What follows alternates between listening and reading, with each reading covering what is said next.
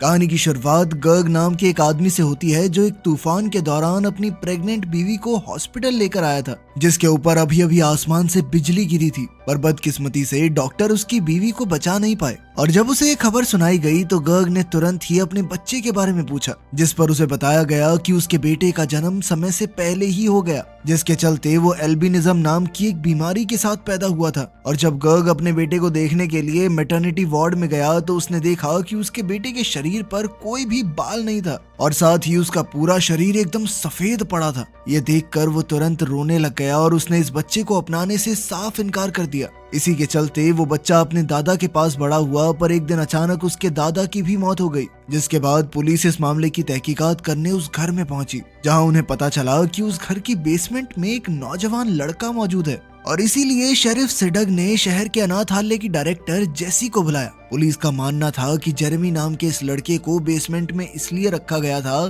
ताकि लोग उसे देख ना पाएं, क्योंकि वो दिखने में काफी अलग था। और जब जेरेमी पुलिस से मिला तो उसने बताया कि उसके दादा कॉफी बना रहे थे कि तभी अचानक वो जमीन पर गिर गए और कुछ देर बाद ही उनकी मौत हो गई। साथ ही जेरेमी ने जेसी को बताया कि वो बेसमेंट में सूरज की रोशनी से बचने के लिए रहता था, क्योंकि सूरज की रोशनी से उसकी आंखों में जलन होती है। कभी स्कूल न जाने के बावजूद जेरेमी ने हजारों किताबों को पढ़कर काफी ज्ञान इकट्ठा कर लिया था और अब तक जेसी भी समझ चुकी थी कि ये कोई आम लड़का नहीं है और इसीलिए उसने जेरेमी को अपने साथ अनाथालय ले जाने का फैसला किया। पर जैसे ही जेरेमी अपने नए घर में पहुंचा तो वो तुरंत ही सबकी नजरों में आ गया और उसके बिल्कुल सफेद शरीर की वजह से सभी उसका मजाक उड़ाते। अगले दिन लंच टाइम के दौरान वो अकेला बैठकर खाना खा रहा था कि तभी जॉनी और उसके साथियों ने जेरेमी को परेशान करना शुरू कर दिया और अब वो चाहते थे कि जेरेमी एक चम्मच को अपनी नाक में घुसाए। पर जेरेमी ने जॉनी की बात सुनने की बजाय एक चम्मच उठाकर उस पर अपना अंगूठा मसलना शुरू कर दिया, जिसके कुछ ही सेकंड बाद आसपास की सभी लोहे की चीजें उस चम्मच से आकर चिपक गई,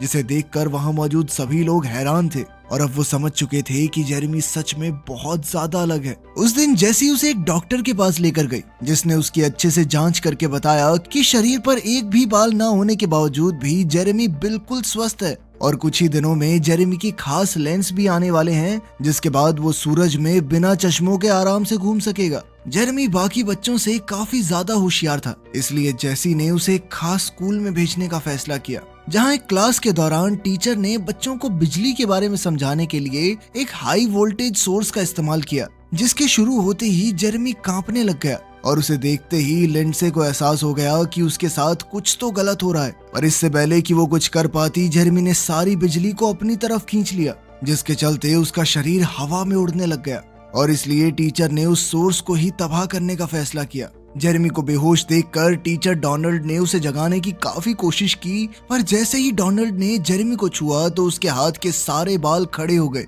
जिसके बाद वो तुरंत जेरेमी को हॉस्पिटल ले गए, जहां उसकी अच्छे से जांच पड़ताल करने के बाद भी डॉक्टर्स ये मानने को तैयार ही नहीं थे कि उसे किसी भी तरह का बिजली का झटका लगा है। और ये सुनकर डोनाल्ड को जेरेमी में और ज्यादा दिलचस्पी आने लगी, क्योंकि साइंस के हिसाब से तो जेरेमी को जिंदा ही नहीं होना चाहिए था और इतने बड़े बिजली के झटके के बाद उसे जरा सा भी नुकसान नहीं पहुंचा, ये तो नामुमकिन था। और इसलिए डोनाल्ड ने जेरेमी से बात करने का फैसला किया। लेकिन जब डोनाल्ड पुलिस वालों से बात कर रहा था तो जेरेमी चुपचाप हॉस्पिटल से भागकर अपने पुराने घर की तरफ बढ़ने लगा, जहां रास्ते में उसकी मुलाकात लिंडसे से हुई और जेरेमी को देखते ही लिंडसे के कुत्ते जैक ने उस पर भौंकना शुरू कर दिया। लेकिन जेरेमी को कुत्तों से बिल्कुल डर नहीं लगता था। इधर जेरेमी से बात करते वक्त लिंडसे को एहसास हुआ कि उसके सभी पड़ोसी उसे घूर रहे थे और तभी जेरेमी ने उसे बताया कि असल में वो लोगों की सोच और याददाश्त को सुन और महसूस कर सकता है। पर तभी जेरेमी को एहसास हुआ कि उसने लिंडसे को जरूरत से ज्यादा बता दिया है और इसीलिए वो चुपचाप वहां से चला गया।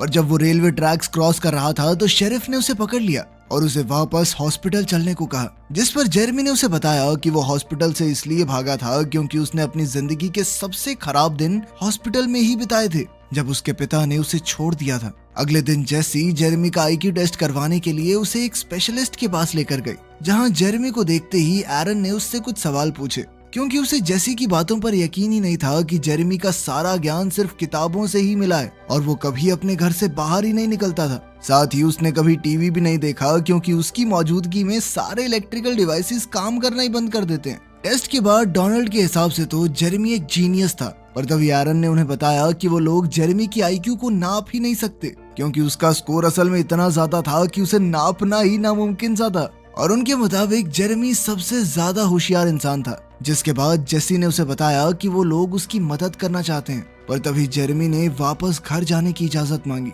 लेकिन जेसी ने उसे बताया कि तुम्हारे दादा का घर तो बिकने वाला है, वो बैंक के पास गिरवी पड़ा था और अब किश्त भरने वाला कोई है नहीं। और ये सुनते ही जेरेमी काफी उदास हो गया। और तभी अचानक उस कमरे में मौजूद लाइट्स जगमगाने लगी। और ये तब तक चला जब तक कमरे की लाइट नहीं चली गई। जिसके बाद जेरेमी स्कूल बस पकड़कर वापस अनाथालय चला गया। हफ्ते के आखिर में छुट्टी वाले दिन बच्चों को कैंपिंग के लिए ले जाया गया, जहाँ हर बार की तरह जेरेमी चुपचाप कोने में अकेला बैठा हुआ था।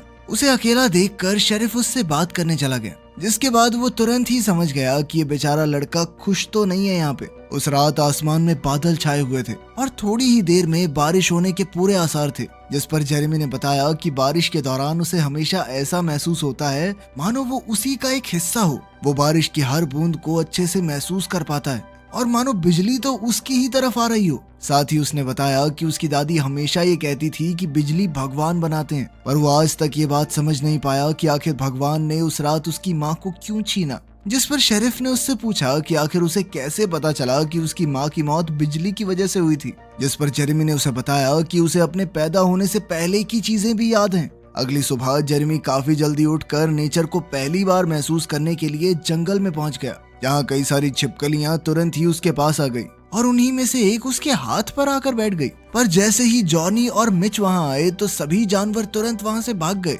असल में वो दोनों जंगल में शिकार कर रहे थे, पर जब उन्होंने निहत्थे और कमजोर जेरेमी को देखा तो जॉनी ने तुरंत ही उस पर बंदूक तान दी। जिसके बाद मिच ने अपने दोस्त को रोकने की काफी कोशिश की, पर जॉनी इसके लिए तैयार नहीं था। पर जैसे ही वो गोली चलाने वाला था तभी उन लोगों को पास से एक और गोली की आवाज आई, जिसके बाद वो सभी तुरंत उस तरफ भागे। जहाँ पहुंचकर उन्होंने देखा कि डेप्यूटी हार्ली ने अभी अभी एक हिरन का शिकार किया था और वो बेचारा हिरन अपनी आखिरी सांसें ले रहा था। जैसे ही जेरेमी ने उस हिरन की आंखों में देखा तो वो उस बेजुबान जानवर के दर्द को महसूस कर पा रहा था। तभी हार्ली ने उससे हिरन को दूर करने की कोशिश की, पर जेरेमी ने उसका हाथ पकड़कर हिरन का सारा दर्द हार्ली को ट्रांसफर कर दिया। जिसके बाद हार्ली जमीन पर लेटकर चिल्लाने लग गया और ये देखते ही जॉनी के पास अब जेरेमी को गोली मारने की एक वजह थी और उसने तुरंत ही अपनी बंदूक जेरेमी के ऊपर तान दी। लेकिन फिर ऐन वक्त पर मिच ने बंदूक को आसमान की तरफ मोड़कर जेरेमी को बचा लिया और अचानक गोली की आवाज से घबराकर जेरेमी ने भी हार्ली को छोड़ दिया।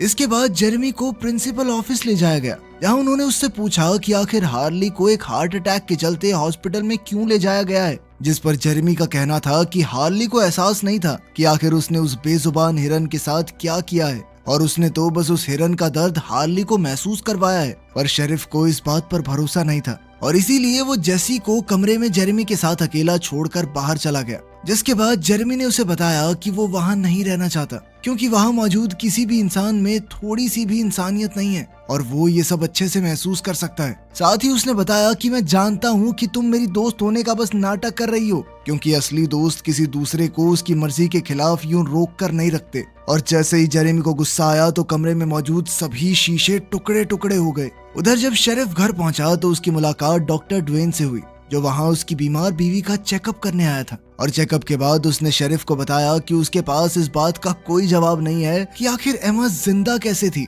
क्योंकि उसकी हालत के हिसाब से तो उसे महीनों पहले मर जाना चाहिए था और इसीलिए ड्वेन ने उसे जल्द से जल्द हॉस्पिटल में भर्ती करने की सलाह दी। मगर शेरिफ इसके लिए बिल्कुल तैयार नहीं था, क्योंकि उसे लगता था कि अगर एमा होश में होती तो वो अपने आखिरी दिन अपने घर में ही बिताना पसंद करती। उस रात जब जेरेमी कैंटीन में अकेला बैठा हुआ था तो डोनाल्ड उससे मिलने के लिए आया और उसने जेरेमी को ये समझाने की कोशिश की कि वो बाकी लोगों से अलग है, क्योंकि जब से उसने जेरेमी को छुआ था तब से उसके अंदर अलग ही जोश आ गया था, मानो वो वापस से 18 का हो गया हो। और इसीलिए उसने जेरेमी से पूछा कि क्या उसने कभी एल्बर्ट आइंस्टाइन की आफ्टर लाइफ थ्योरी के बारे में पढ़ा था, जिसके मुताबिक एनर्जी को बनाया या खत्म नहीं किया जा सकता, वो सिर्फ अपना रूप बदलती है। और साथ ही अगर इंसान अपने दिमाग को 100% इस्तेमाल कर ले तो वो एनर्जी की फॉर्म में बदल जाएगा और उसे शरीर की जरूरत ही नहीं पड़ेगी। और अब डोनाल्ड का मानना था कि जेरेमी की माँ के साथ हुए हादसे की वजह से जेरेमी का दिमाग इस लेवल तक पहुंच गया है जहां तक आज तक कोई दूसरा इंसान नहीं पहुंच पाया। और अब डोनाल्ड को जेरेमी के लिए डर लगने लगा था, क्योंकि उसे सारा ज्ञान सिर्फ किताबों के जरिए मिला था, पर वो ये नहीं जानता और समझता था कि इंसान क्या क्या गलत कर सकते हैं और साथ ही साइंटिस्ट का मानना था कि जेरेमी के लेवल तक पहुंचने के लिए इंसानों को हजारों साल लगेंगे अभी, और इसीलिए डोनाल्ड उसे इस दुनिया के हिसाब से ढलने में उसकी मदद करना चाहता था। जिसके बाद उसने जेरेमी के साथ हाथ मिलाया और एक बार फिर से उसके शरीर के सारे बाल खड़े हो गए। उधर जेरेमी भी पहली बार किसी इंसान को छू रहा था, क्योंकि अभी तक तो सभी लोग उसे छूने से डरते ही थे। कुछ दिनों बाद शेरिफ डेप्यूटी हार्ली से मिलने के लिए उसके घर गया, जहां उसने देखा कि हार्ली ने अपने सभी हथियार हटा दिए थे। और इस बारे में जब शेरिफ ने हार्ली से पूछा तो उसने बताया कि जिस दिन उसने हिरन का शिकार किया था तो जेरेमी ने उसका हाथ पकड़कर उसे हिरन के दर्द को महसूस करवाया, जिसके बाद उसका पूरा शरीर कांपने लग गया और ये उसकी जिंदगी का सबसे डरावना और दर्दनाक एक्सपीरियंस था। उसे ऐसा महसूस हो रहा था मानो उसकी मौत हो रही हो, और उस एहसास के बाद वो अब किसी को जान से मारने के बारे में सोच तक नहीं सकता। उसकी सारी बात सुनने के बाद शेरिफ ने जेरेमी से मिलने का फैसला किया, जिसके बाद वो जेसी से परमिशन लेकर जेरेमी को अपने घर इस उम्मीद से ले गया कि वो उसकी बीवी की कुछ मदद कर सके। खैर, शेरिफ के घर पहुंचकर जेरेमी ने एमा के सर पर हाथ रखा ताकि वो उसके दिमाग में चल रही बातों को समझ सके। जिसके बाद उसने शेरिफ को बताया कि उसकी बीवी तब तक अपना शरीर नहीं छोड़ सकती जब तक उसे विश्वास नहीं हो जाता कि उसके जाने के बाद उसका बेटा और पति आराम से रह पाएंगे। असल में शेरिफ ने कई सालों से अपने बेटे से बात नहीं की थी और उसके मुताबिक ये चीज सिर्फ उसके परिवार के लोगों को ही पता थी। पर जब जेरेमी ने उसके बेटे स्टीव की बचपन की एक और चीज बताना शुरू किया तो शेरिफ को भरोसा हो गया कि जेरेमी सच में उसकी बीवी से बात कर पा रहा है। और तब एमा ने कुछ आखिरी पलों के लिए अपनी आंखें खोली, जिसके बाद वो शेरिफ को हमेशा के लिए अलविदा कहकर इस दुनिया से चली गई। और जैसे ही ये खबर स्टीव तक पहुंची तो वो तुरंत ही वापस अपने घर आ गया और उसने न जाने कितने सालों बाद अपने पिता को गले लगाया।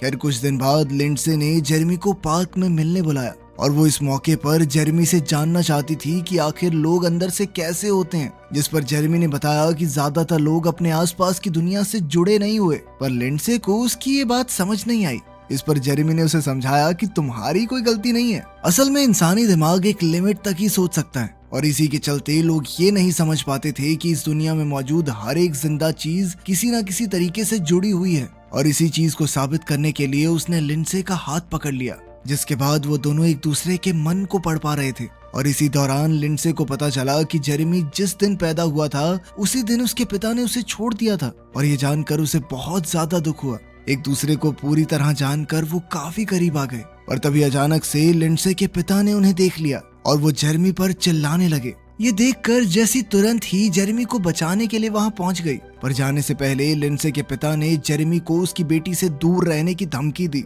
इतना कुछ झेलने के बाद जेरेमी ने उस शहर से दूर जाने का फैसला किया, पर जाने से पहले वो एक आखिरी बार बास्केटबॉल कोर्ट में गया, जहाँ एक बार फिर से उसका सामना जॉनी और उसके साथियों से हुआ। जिस दौरान जब उसने जॉनी को छुआ तो उसे जॉनी की एक बहुत दर्दनाक याद के बारे में पता चला। असल में जॉनी ने बचपन में अपने सौतेले बाप से बहुत मार खाई थी, और इसी के चलते वो बड़ा होते हुए एक गुस्सैल लड़का बना। पर जब जेरेमी ने उसे इस हादसे के बारे में बताया तो जॉनी ने गुस्से में उसके कपड़े उतार कर उसे गंदे पानी में फेंक दिया। और जब जेरेमी वापस खड़ा हुआ तो सभी लोहे की चीजें अचानक उसकी तरफ खींचने लगी, और तभी अचानक उसके ऊपर बिजली आकर गिरी, जिसके चलते सभी लोग डर गए थे। अचानक बिजली के जमीन पर गिरने की वजह से वो सभी लोग नीचे गिर चुके थे। सबके उठने के बाद भी जब जॉनी जमीन पर ही पड़ा रहा तो वो सभी उसे देखकर थोड़ा घबरा गए। जॉनी के दिल की धड़कन रुक चुकी थी, मगर जेरेमी ने अपने शरीर के इस्तेमाल से जॉनी को कुछ बिजली के झटके दिए, जिससे वो वापस होश में आ गया।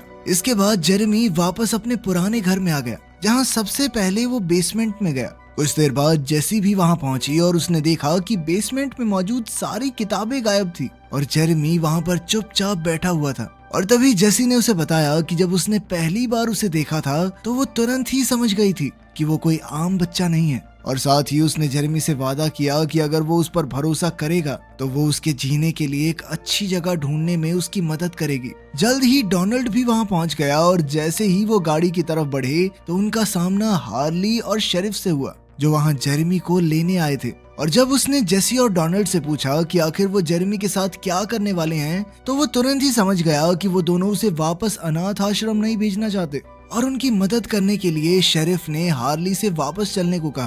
पर हार्ली ये करने को तैयार नहीं था, और उसने तुरंत ही हेडक्वार्टर्स तक मैसेज पहुंचाने के लिए अपना वॉकी टॉकी निकाल लिया। पर शेरिफ ने उससे उसका रेडियो छीनकर हवा में फेंक दिया, जिसके बाद जेरेमी सभी को अलविदा कहकर तेजी से खेतों की तरफ भागने लगा और तभी अचानक से बिजली आकर सीधा जेरेमी से टकरा गई। पर इसके बावजूद भी वो लगातार भागता रहा और देखते ही देखते गायब हो गया। ये सब देखकर वो चारों समझ गए थे कि जेरेमी उन्हें छोड़कर किसी बेहतर जगह पर चला गया है। अब उसका दिमाग इतना विकसित हो चुका था कि उसे इस दुनिया में रहने के लिए शरीर की जरूरत नहीं थी। वीडियो पसंद आई तो लाइक कर देना, चैनल को सब्सक्राइब कर लेना। मिलते हैं अगली वीडियो में।